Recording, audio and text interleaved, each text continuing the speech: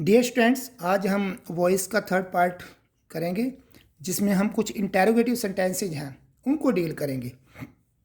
Interrogative sentences कैसे पता चलता है किसकी चीज़ से शुरू होते हैं? या तो कोई उसके स्टार्ट में हेल्पिंग वर्ब लिखी हो तब वो इंटेरोगेटिव सेंटेंस होता है। जैसे कि does this person teach science, यहाँ पर दिस पर्सन सब्जेक्ट है, डज हमने हेल्पिंग वर्ब लगा दी और क्वेश्चन मार्क लगा दिया, तो ये इंटेरोगेटिव सब्जेक्ट सेंटेंस हो गया। इसको हम जब पैसिव बनाएंगे तो ये डज कौन सा है? Present indefinite. प्रेजेंट इंडेफिनेट में पैसिव बनाते समय क्या यूज करते हैं? Is am are. तो क्योंकि क्वेश्चन मार्क है, क्वेश्चन मार्क ही रहेगा, तो हमने इज एम आर यूज करना है। हम यहाँ इस सब्जेक्ट ऑब्जेक्ट को सब्जेक्ट बनाएंगे साइंस, तो ये एक है, एक के लिए हमने पहले ही इज लगा दिया, इज साइंस। फिर हमने वर्ब की थर्ड फॉर्म लगा दी टॉट, फिर बाय लगा के प्रेपोजिशन, और उसके बाद ये सब्जेक्ट का यहाँ पर ऑब्जेक्ट बना दिया। ये ऑब्जेक्ट बन गया ना, यहाँ पर ये ऑब्जेक्ट बन गया। Okay, then we have another sentence, did Mohan write a letter. यहाँ पर देखो भाई, डिड जो है ना ये पास्ट इंडेफिनिट टेंस में यूज होता है इंटेरोगेटिव बनाने के लिए, तो इसलिए। और जब इंटेरोगेटिव उसका पैसिव बनाएंगे हम पास्ट टेंस का, तो वॉज वर्ब लगाते हैं, तो वॉज वर्ब तो लगाना ही पड़ेगा क्योंकि लेटर को हमने यहाँ पर ऑब्जेक्ट है सब्जेक्ट बनाना पड़ेगा। उस सब्जेक्ट के लिए एक लेटर है तो वॉज लगा दे, वॉज ए लेटर, फिर राइट का रिटन लिख दिया, फिर बाय ये सब्जेक्ट है मोहन, यहाँ तो मोहन लिख दिया। ये डिड क्या होता है? हेल्पिंग वर्ब, उसके बाद आता है सब्जेक्ट, उसके बाद आता है मेन वर्ब, उसके बाद आता है ऑब्जेक्ट। तो अब देखो यहाँ पर ये भी, यहाँ पर अगर शुड से शुरू करते हैं, ये क्वेश्चन पुट किया, should he inform his parents. अब यहाँ पर देखो हिज पेरेंट्स जो हैं ये यूज करना है हमने सब्जेक्ट, इसकी जगह हम शुड का तो शुड ही रहेगा, क्योंकि शुड का मतलब ये होता है मॉडल जो होते हैं ना उनसे कोई फ़र्क नहीं पड़ता कि उनका जो सब्जेक्ट है सिंगुलर है प्लूरल है, उससे कोई फ़र्क नहीं पड़ता, वो सेम ही रहते हैं हमेशा। इसलिए वो मॉडल्स बोले जाते हैं उनको। शुड ही पेरेंट्स, और मॉडल के साथ हम बी लगाते हैं, बी के साथ वर्ब की थर्ड फॉर्म लगाते हैं, फिर प्रेपोजिशन बाय लगा के हमने इस सब्जेक्ट का ऑब्जेक्ट बना दिया। फिर जो दूसरी तरह के इंटेरोगेटिव सेंटेंस होते हैं वो तो या क्वेश्चन वर्ड होते हैं, जैसे हमारे हाउ वगैरह, हाउ लॉन्ग, इस तरह से। या फिर WH फैमिली के जो वर्ड होते हैं, ये why, where, what, when, WH से जो शुरू होते हैं या उनसे शुरू होता है कोई भी सेंटेंस, वो इंटेरोगेटिव होता है। या फिर हाउ वाला, इनका क्या फार्मूला रहेगा? इन WH वर्ड को हम इनकी जगह कोई चेंज तो कर नहीं सकते, हम ये एज इट इज रखने पड़ेंगे और बाकियों को हमने चेंज करना पड़ेगा। जैसे ये सेंटेंस लेते हैं हम, where did you place the knife, यहाँ पर वेयर हमने लगा दिया है, और क्योंकि उसके बाद हमने क्वेश्चन, क्योंकि क्वेश्चन फॉर्म है, यू सब्जेक्ट से पहले हमने एक हेल्पिंग वर्ब लगाई है did. Where did you place the knife, तुमने कहाँ रखा नाइफ को।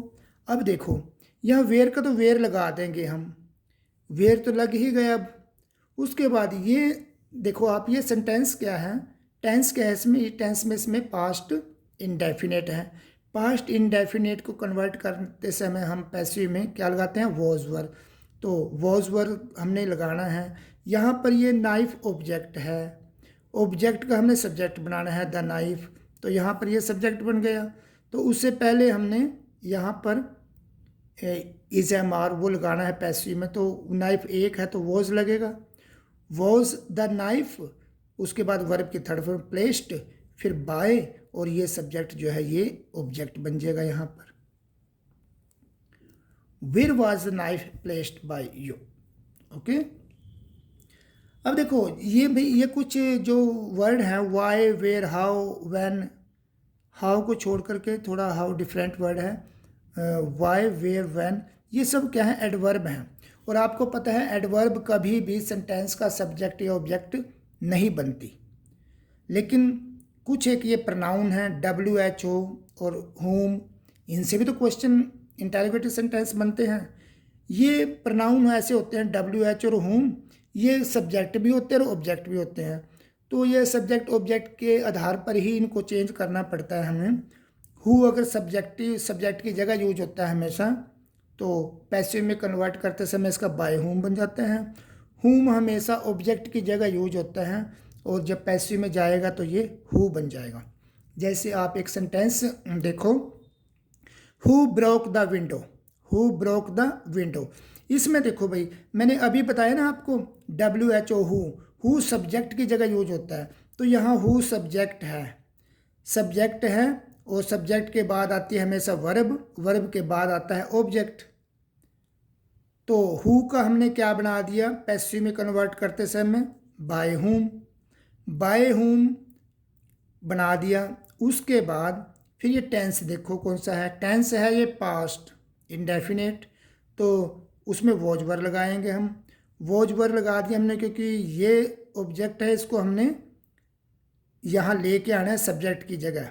विंडो ऑब्जेक्ट है ना, इसका सब्जेक्ट बनेगा, तो विंडो की जगह एक है तो हमने वॉज लगा दिया।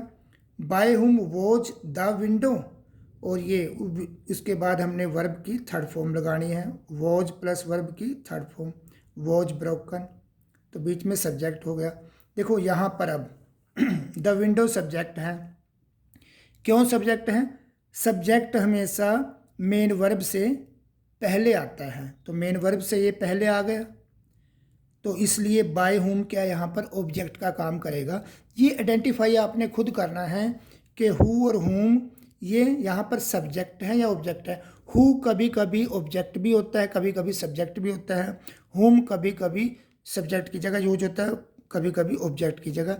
एक एग्जाम्पल और देख लीजिए, यहाँ पर देखो आप, हु टीचेस यू इंग्लिश, इसका आपने पैसिव बनाना है।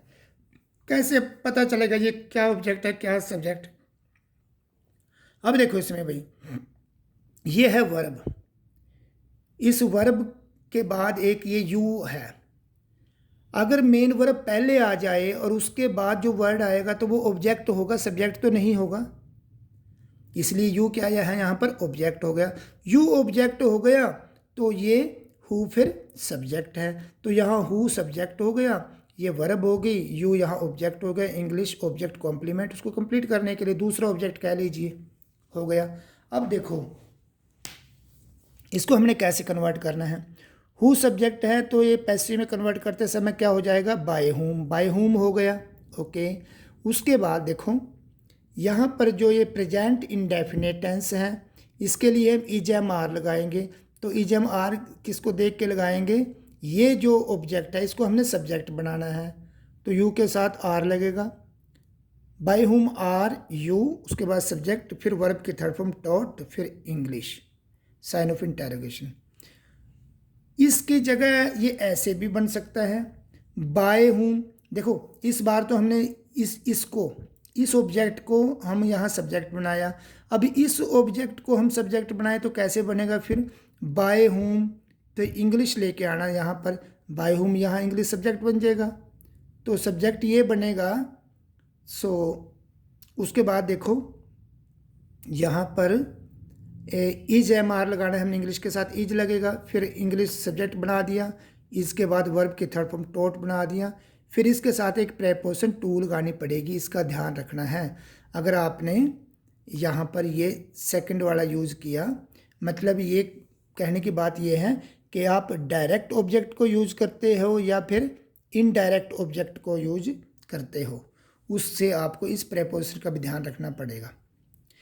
इनको हम ऐसे भी लिख सकते हैं, कैसे, इसकी जगह हम हु लिख सकते हैं, इसकी जगह हु लिख दिया, who are you taught English, फिर बाय बाद में लिख दिया। इसकी जगह भी हम who is English taught to you, by लिख दिया। ये इस तरह से समझो, जैसे कभी कभी हम ऐसा क्वेश्चन होता है about what are they talking, इसमें कभी कभी हम क्या करते हैं ऐसे सेंटेंसेज में जहाँ पर ये व्हाट जो है ना इस प्रेपोजिशन का ऑब्जेक्ट है, प्रेपोजिशन के बाद हमेशा ऑब्जेक्ट ही लगता है, तो ऐसे केसेज में हम प्रेपोजिशन को बाद में ले जाते हैं। हम इसको ऐसे भी तो बोल सकते हैं what are they talking about, what are they talking about, इस प्रेपोजिशन को हम बाद में लेंगे। तो ऐसे ही हमने क्या किया, इस प्रेपोजिशन को बाय को हमने बाद में ले गए और इसकी जगह हमने हु लगा दिया। अच्छा, एक और स्पेशल केस देखो, इसमें कभी कभी ये थोड़ा एडवांस लेवल का है, फिर भी आपको पता होना चाहिए। जैसे ये है, आपको देखना पड़ेगा, which movie do you like most, इसका आपने पैसिव बनाना है। सबसे पहले तो आपने ये देखना है इसमें सब्जेक्ट क्या है, ऑब्जेक्ट क्या है, उसके हिसाब से आप चेंज करोगे। अब आप ये देखो डू जो है ये हेल्पिंग वर्ब है। हेल्पिंग वर्ब कोई जब मेन वर्ब क्या है यहाँ पर लाइक है। मेन वर्ब से अगर पहले कोई वर्ड आता है तो वो सब्जेक्ट होगा। मेन वर्ब से पहले कोई वर्ड आता है तो वो सब्जेक्ट होगा। तो यहाँ पर ये यूज सब्जेक्ट का काम करा है, ये सब्जेक्ट का काम करा है, तो विच मूवी क्या हो गया, ऑब्जेक्ट हो गया। ठीक है। और अब देखो इस सब्जेक्ट का हमने ऑब्जेक्ट बनाना है और विच मूवी का ये ऑब्जेक्ट है, इसका हमने सब्जेक्ट बनाना है पैसिव में। तो इसका सब्जेक्ट बना देंगे, हम रख दिया हमने सबसे पहले which movie as it is रख दिया, सब्जेक्ट बना दिया। सब्जेक्ट के बाद ये कौन सा टेंस है, प्रेजेंट इंडेफिनेट, तो इज एम आर लगा दिया हमने, क्योंकि क्वेश्चन मार्क तो पुट रखना ही है यहाँ पर, तो इज लगा दिया। इज लगाएंगे तभी तो क्वेश्चन मार्क रहेगा। इसके बाद हमने वर्ब की थर्ड फॉर्म लगा दी, इज लाइक्ड मोस्ट। फिर हमने क्योंकि ये सब्जेक्ट है इसको हमने ऑब्जेक्ट बनाना है, बाय लगा के हमने इसका ऑब्जेक्ट बना दिया। अब देखो सेकंड इसके डिफरेंट है। सेकंड एग्जांपल में देखो क्या है, which movie has inspired you most. इसमें अब देखो इसमें यू क्या है, यहाँ पर मेन वर्ब ये है, मेन वर्ब के बाद हमेशा ऑब्जेक्ट आता है, तो ये यहाँ पर यू ऑब्जेक्ट है, ये ऑब्जेक्ट है तो भाई फिर ये सब्जेक्ट हो जाएगा। अब ये सब्जेक्ट है, जब इस सब्जेक्ट का हम ऑब्जेक्ट बनाएंगे पैसिव में, तो ऑब्जेक्ट हमेशा बाय प्रेपोजिशन के बाद लगता है पैसिव में, तो हमने बाय प्रेपोजिशन लगा दी। बाय प्रेपोजिशन लगा के हमने इस सब्जेक्ट का ऑब्जेक्ट लगा दिया, ये बना दिया बाय विच मूवी, ऑब्जेक्ट बन गया। उसके बाद हैज़ हैव है, इसके लिए हमने यहाँ पर ये देखना है सब्जेक्ट कौन सा है, ये ऑब्जेक्ट है तो ये ऑब्जेक्ट है, इस ऑब्जेक्ट को हमने सब्जेक्ट बनाना है यू यहाँ पर। तो यहाँ पर यू है तो यू के हिसाब से क्या लगेगा यहाँ पर हैव, और हैव के साथ फिर बीन लगेगा ही क्योंकि ये परफेक्ट टेंस है। फिर वर्ब की थर्ड फॉर्म लगेगी इंस्पायर्ड, फिर उसके बाद जो रेस्ट ऑफ द वर्ड है मोस्ट। सो ये थोड़ा टिपिकल से थे लेकिन अच्छे इंटरेस्टिंग है, अगर इनको समझो आप ध्यान से तो अच्छा लगेगा आपको। Thank you.